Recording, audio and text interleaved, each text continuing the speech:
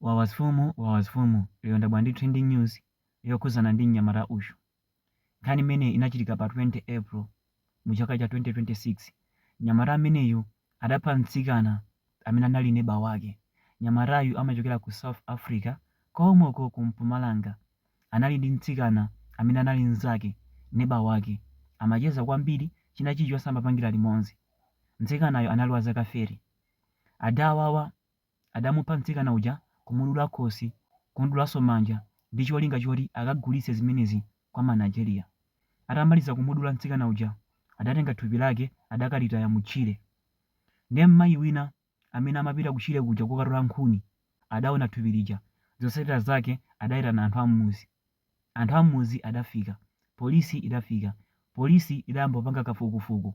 Atamaliza kupanga kafukufuku anapeza kuti mtsikanayu anaphedwa ndi mnzake wake ndi mwanayo. Mwanayu ali ndi zaka 23, mtsikanayo anali ndi zaka 30. Tangoganizani kumupha mnzako chifukwa chakuti ufuna kagulitse mutu wake, ufuna kagulitse manja ake. Zinthu zimenezi zimachitika kawirikawiri ku Nigeria. Ndimakamba nthawi zonse kuti zinthu zimene amapanga anthu aku Nigeria azizibweretsa mu mayiko ena. Ndi akuluakulu khala osamala ndi zimenezi. Pano zambochitika mu dziko la South Africa. Ndi akuluakulu khala osamala. Ndiponso ukuku sikoyamba. Kugomolanso kunaphedwa mmayi.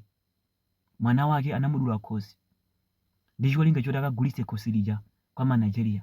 10,000 kwa Manigeria. Akuluakulu khala osamala mu china chilichonse chimene mukupanga.